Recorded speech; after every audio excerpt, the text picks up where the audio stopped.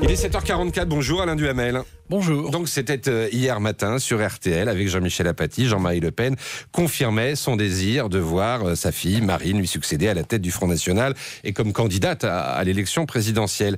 Est-ce que ce scénario vous semble vraisemblable ? Oh, il me paraît même complètement écrit. Marine Le Pen, elle possède un appétit de puissance gargantuesque.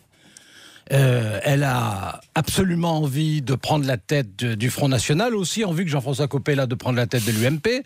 Elle est absolument déterminée à être la candidate à l'élection présidentielle du Front National, aussi déterminée que Jean-Luc Mélenchon à représenter le Front de gauche.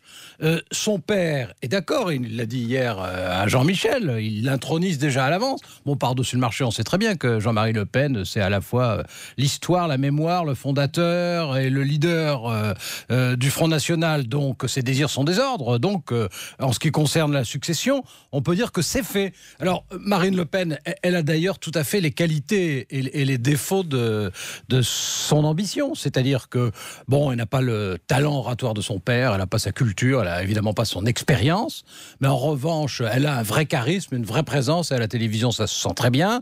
Elle a une énergie impressionnante. Elle a un culot d'enfer absolument inégalable. Elle est capable de dire les contre-vérités avec une apparence de sincérité réellement prodigieuse. C'est un animal électoral. Elle remporte d'ailleurs d'assez bons scores partout où elle se présente. Et par-dessus le marché, c'est une femme d'appareil implacable, c'est-à-dire qui est capable d'éliminer tous les appuis de ses rivaux. Du coup, d'ailleurs, le malheureux Bruno Gollnisch, qui essayait de lui disputer la place, n'ose même plus faire campagne. Simplement, ce qu'il faut bien avoir à l'esprit, c'est que, contrairement à ce qu'on pourrait penser, parce que c'est une femme, parce qu'elle est plus jeune, etc., elle est sur le fond tout aussi dure que son père. Elle l'est sur les questions de sécurité, elle l'est sur les questions sociales, on ne le relève pas assez, mais elle l'est. Bon, elle est tout aussi démagogique, évidemment, que son père.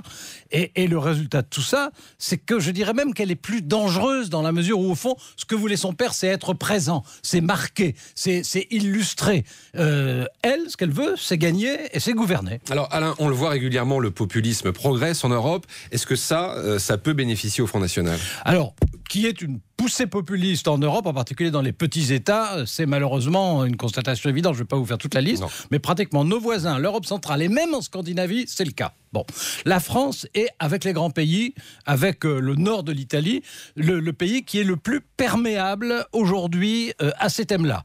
Alors on peut dire, pour se consoler, oui, mais au premier tour, apparemment, qu'il s'agisse de Dominique Strauss-Kahn ou qu'il s'agisse de Martine Aubry, le Parti socialiste est pratiquement sûr de se qualifier pour le second tour. On peut dire Nicolas Sarkozy est le président de la République, ça serait vraiment étonnant qu'il ne se qualifie pas non plus, donc Marine Le Pen ne pourra pas réitérer ce qu'avait fait son père. Il n'empêche que ce qui est frappant, c'est que les idées du populisme, les réflexes populistes, les clichés populistes et les aveuglements populistes, ils ont déjà gagné. Ils ont gagné l'aile droite de l'UMP.